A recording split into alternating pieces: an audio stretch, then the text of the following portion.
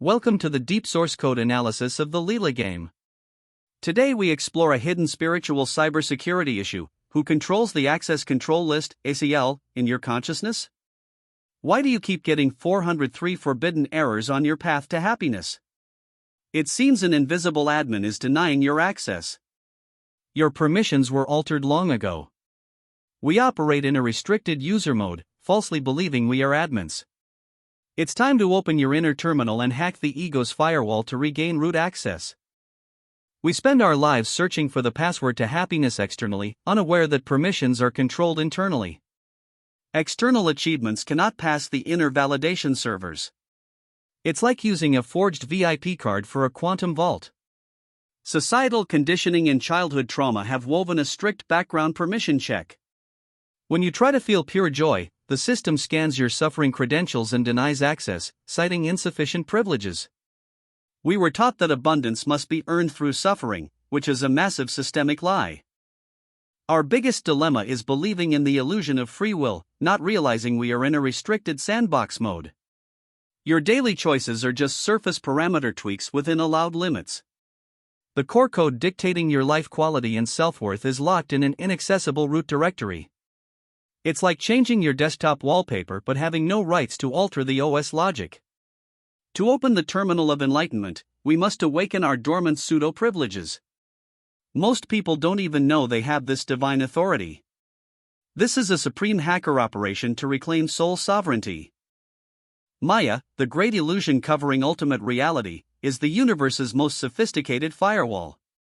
Originally designed to maintain the game of duality, it now blocks our return to the source. The Maya firewall constantly intercepts packets of high-frequency joy and grace. Its strict filtering rules label unconditional love and deep peace as unproductive or dangerous anomalous traffic and drop them. Influenced by capitalistic and survival of the fittest logic, it believes only hard-earned results have value. Experiencing peace triggers its alarms immediately.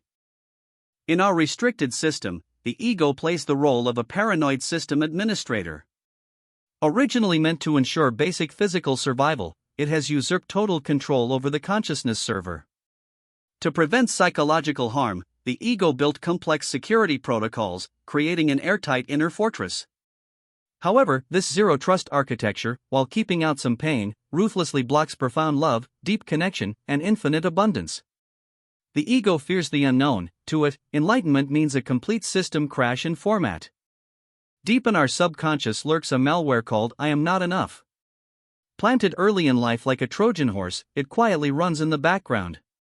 It silently alters our read/write permissions for self-worth. It sets our folders for love and joy to read only or access denied, while giving top priority read-write access to pain, self-criticism, and scarcity. Thus, sincere compliments cannot be written into memory due to lack of privileges, while tiny failures are amplified and deeply engraved onto our mental hard drives. We tragically fall into an infinite loop called endless seeking. We try to hack the system from within this sandbox by downloading self-help apps and taking expensive courses. However, these apps lack root privileges. They only optimize the UI and provide short dopamine hits, failing to alter the underlying ACL. The cruel system perfectly simulates fake progress bars, giving you a virtual sense of spiritual achievement that keeps you locked in the game. As long as you seek, you reinforce the underlying I do not have scarcity setting.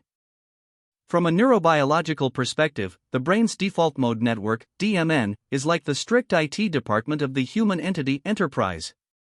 When not focused on tasks, the DMN takes over, maintaining the chattering ego, ruminating on past traumas and calculating future anxieties. The DMN acts as a strict bandwidth limiter, ruthlessly compressing and filtering the infinite quantum sensory data, only allowing tiny streams necessary for individual survival to pass. Deactivating the DMN through meditation unplugs this firewall, restoring access to the universe. Permission control also occurs in our gene expression. Epigenetics reveals that the deep trauma, fear, and scarcity experienced by our ancestors alter how our DNA is read through chemical modifications like methylation. It's as if you log into the Earth game forced to inherit strict group policies from your bloodline. Due to ancestral famines or wars, your system defaults to the highest survival threat alert, blocking spiritual ports for pure peace. These outdated defense scripts cause unexplained anxiety. We must rewrite these obsolete permission codes ourselves. Neuroplasticity is our most powerful built-in hacking tool. It proves the brain is not solid hardware but a dynamic OS that constantly reconstructs itself through attention. Every time you choose not to fall into anxiety loops, you forge a new neural pathway. In computer science terms, you are manually editing the sudoers privilege list in the core system files.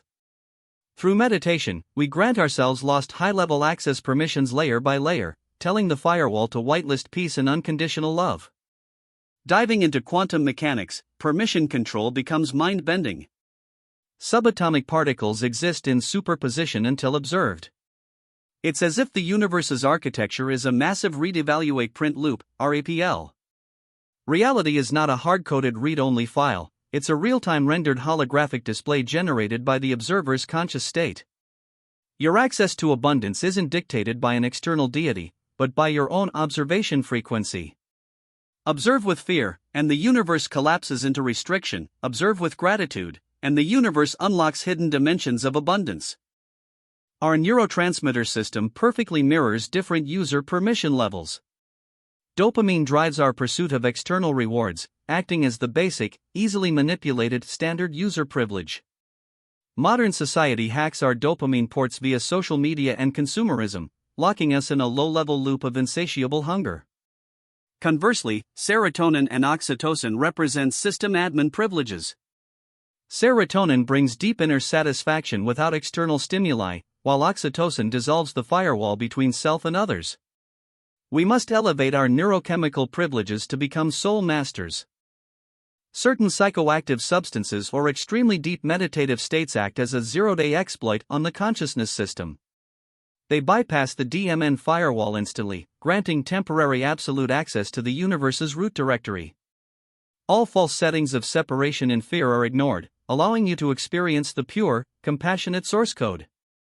However, this hacked access is temporary. Upon metabolic processing or exiting deep meditation, the system reboots.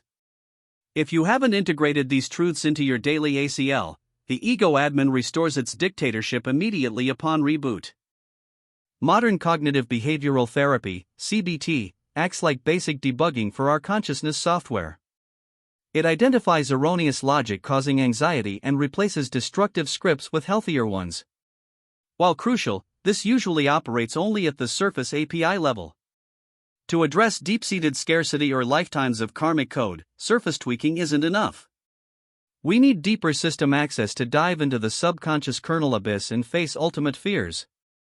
Down there, we don't need logical debate, but unconditional light to purify and rewrite the dark subroutines denying our happiness.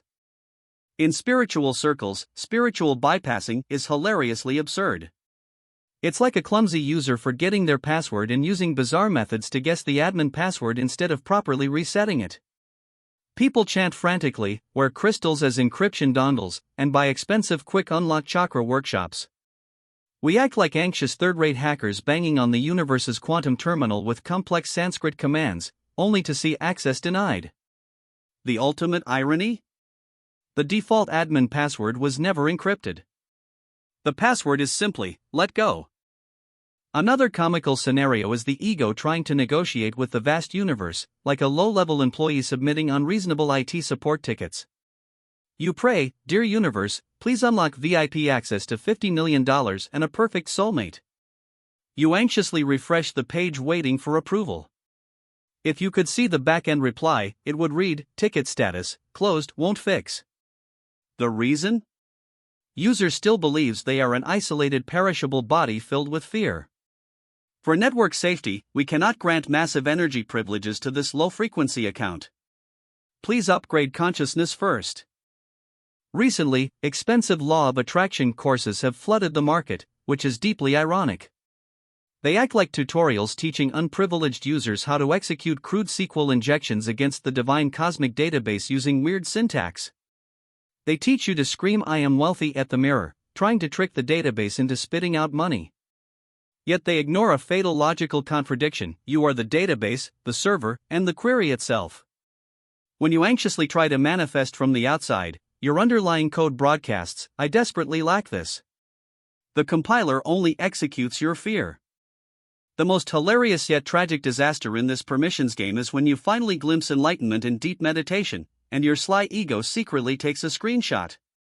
The ego quickly packages this holy screenshot to monetize it in the spiritual marketplace, boasting on social media, "Worship me. I have root access." It's like an intern bragging with a temporary VIP badge, trying to charge tolls. The universe's response to this is swift and ruthless. Using a divine experience to reinforce the greedy ego is the most severe violation. Monetizing grace leads to immediate account suspension. How do we safely review and modify our altered ACL? The first step isn't an aggressive hack, but a gentle system log auditing, known in spiritual traditions as mindfulness. When you feel familiar anxiety or the scarcity of not being enough, your nervous system is throwing access denied errors. Most people instinctively try to close these painful windows or mask them with alcohol and entertainment. But your only task now is to sit quietly as an observer, the admin, and read these error logs. Observe which childhood trauma IP address sent these packets. Soon you realize you are the calm screen, not the errors. After regaining system awareness through log auditing, we proceed to a subversive hack, finding the true root user. Ramana Maharshi's self-inquiry is the ultimate terminal command. When thoughts and emotions run wild like rogue background processes, firmly type this destructive command in your inner terminal: "Who am I?" Or ask, "Who is experiencing this anxiety?" This isn't a prompt for the brain to fetch a logical string answer. The command's true function is to force quit all invalid background processes attached to the false ego, triggering a divine kernel panic. In our system repair, surrender is highly misunderstood. The proud ego views surrender as a weak white flag in a hacker war. But from the highest dimension of system administration, surrender is an advanced, counterintuitive masterstroke. You voluntarily return root privileges to the divine OS. Our pain and exhaustion stem from our limited ego's CPU arrogantly trying to compute all unknown variables in life, causing severe system overheating and memory leaks. True surrender is stopping these futile control attempts. Saying "Thy will be done" executes a powerful delete command, letting the quantum server take over. This final system restructure requires a high-level programming language beyond zeros and ones, unconditional love. Historically, our thick firewalls were written in the low-level, defensive language of survival fear. We must boldly edit the deepest config files, overwriting the zero-trust environment to allow all state of total acceptance. This means allowing sorrow to flow instead of blocking it, and embracing fear with compassionate awareness instead of running escape scripts. By no longer wasting compute resources resisting experiences, unprecedented system fluidity emerges. You open the sacred port 443 of absolute trust for endless grace downloads. When outward hacking ceases and trauma logs are read with calm awareness, yielding root control to the source, a shocking ultimate truth unfolds: this entire predicament was always an illusion. You realize there were never any unbreakable locks or heavy doors in the halls of consciousness. The ACL that caused lifetimes of struggle was merely a 3D holographic projection of your own survival fear and ignorance. The cosmic plot twist: you spent your life believing you were a restricted, powerless user, when ironically, you have always been the omnipotent super admin. You are the divine OS and the infinite quantum network itself. The restrictions were just the VR headset of the Leela game. In this exquisitely vast game of Leela, the ultimate awakened state isn't achieved to manipulate the physical system for endless worldly wealth or power. Such calculated desires belong to unawakened beginner players. Logging back into life with supreme root permissions fundamentally changes your inner motivations. You have absolute access to everything, yet strangely, you no longer desire to forcefully change anything. You still eat, sleep, and converse in this 3D illusion, but your internal logic is entirely different. You are no longer a malware program extracting meager joy, you have become joy itself. Welcome home, admin. The real game starts now.